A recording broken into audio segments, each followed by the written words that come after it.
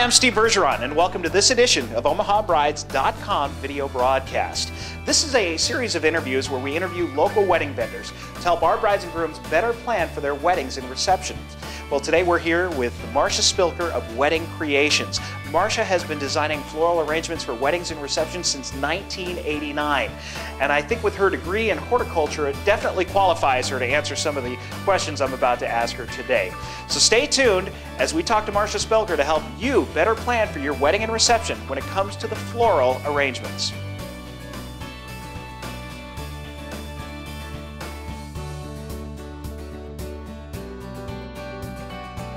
Hi, we're here today with Marcia Spilker with Wedding Creations to talk about wedding flowers. How are you, Marcia? Hi, Steve. How are you? I'm doing fine. You know, I'm looking around and I'm seeing some of the arrangements here, and it's kind of getting me in that whole wedding spirit here. But I have to tell you, when it comes to flowers, I don't know a whole lot. So I'm going to just kind of come into this as if I'm doing this for the first time, which I'm sure almost every bride and groom is. Where do you start? I mean, what do we need to know as a bride and groom coming in when it comes to flowers? What's the first thing you'd ask us? Well, I would ask you first if you have the colors selected for your wedding.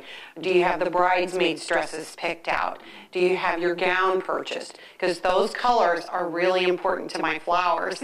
What I want to do is make sure that anything that I'm suggesting to you or that I'm helping you select is going to complement those colors of those gowns. Yeah, and you mentioned making suggestions to the bride and groom, and I understand that completely. You also talked to me earlier about the importance of making sure that they're doing this on their own as far as, giving you as much creative input as they can, and then you just sort of help them do that. How involved should the bride and groom be when it comes to deciding the flowers they want, the colors they want, and all that? Well, I'd love to hear from more grooms, but unfortunately that doesn't always happen.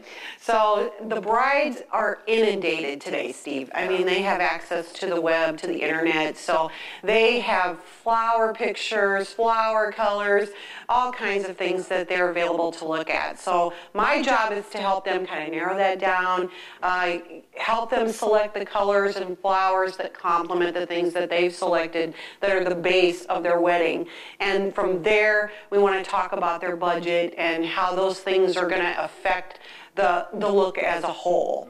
And I want to be as helpful as possible, but I want their input because it's their wedding and they need to be able to feel that they've done their job and that they have what they want at the end of the day. Marcia, it reminded me, I've done a lot of weddings, obviously, as a DJ, and I've seen you out, in the wedding on the weekends. One of the things that I've noticed about you is that you tend to, I always see you at the reception. I don't always see florists at the reception, and I know it depends on, the type of service that the bride and groom are looking for. You tend to be all-inclusive. What does that mean to say that you're all-inclusive? Well, I'm all-inclusive in the respect that if I'm doing your wedding all the way from your bridal bouquet all the way through the reception, I am going to be with you all day. I maintain the flowers for the day. I pin on the corsages and boutonnieres. Anything that I bring into the church, we're going to move those pieces for you, reset them at the hall. In the meantime, I have separate crews that come in and do the centerpieces on the tables and decorate the cake with flowers if that's something that you need. And then we come back at the end of the night and take down the hardware. The flowers are always yours to keep, of course. And that way, it relieves so much tension during the course of the day that you don't have to have somebody or one of your guests coming in and trying to help do that and clean it up after it's all done. Yeah, I've DJ'd a lot of weddings where I see the mother of the bride or somebody running in with a thing of flowers to put on the head table or whatever. And I know that with your service, you sort of include all of that so that they don't have to worry about it. You mentioned the hardware. Are these rental pieces that you use for the brides and grooms? They are not. I own all of my equipment, which is wonderful for the brides. They can come in and they can look at all my hardware. I don't charge them for that. I only charge them for what they're using in the hardware. That way, at the end of the night, we come back and clean it up. They don't have to worry about paying a rental fee, washing it out, boxing it up. This is all something that we take care of. Yeah, and we talked briefly about budgeting and depending on what they're looking for as far as the level of service and everything else. I know that there are differences in florists depending on what the bride is looking for. You tend to be all-inclusive. What other types of florists are out there? Well, you have florists that are just going to be, you're going to call them, you're going to visit with them, they're just going to deliver it to the church, and at the end of the day, you're not going to have that full service maybe that you need or want. And we can certainly do that, but I tend to spend more time with my girls. We want to make sure that they have a wonderful experience, that the day isn't all about them working their wedding, but enjoying their wedding. And I agree. And again, I think it all depends, you know, and I know in the wedding industry, you know, whether you're talking with photographers or you're talking with florists or caterers, when it comes to how much things are going to cost, I mean, one of the first things we always say as vendors is, well, it depends. I mean, and it does. It depends. It depends on the level of service that they're looking for.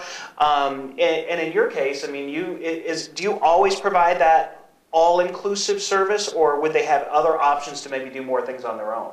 They have other options to do things on their own, but if we're doing that wedding, like I said, from the bridal bouquet all the way through the reception, that is free of charge. Yeah. So it's a wonderful service to have, and that's just for us taking care of things so that you don't have to. And we feel like that's a wonderful benefit to our service, as well as getting the beautiful flowers. Speaking of beautiful flowers, to wrap this up here, we talked earlier before the cameras were rolling about what you felt was the most important flower for that bride's wedding day. And what flower would that be? That's her bouquet. Absolutely. You want her to look absolutely gorgeous, and we want that bouquet to be a compliment to her, not take something away from her. So it takes a wonderful florist to make that happen, and we want to help her do that. Yeah, and that bride's going to hold on to that bouquet for all the pictures. Absolutely, absolutely. Well, I want to say thank you very much to Marcia Spilker for taking the time to talk to us today about wedding flowers, and if you stay tuned here in a few moments, we're going to have Marcia with her top tips when it comes to getting a florist for your wedding day. Thank you for watching. Thank you very much. Thanks, Steve.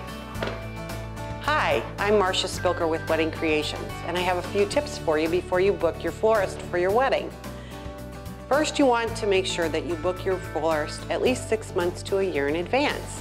This gives you plenty of time to make any changes required for your wedding.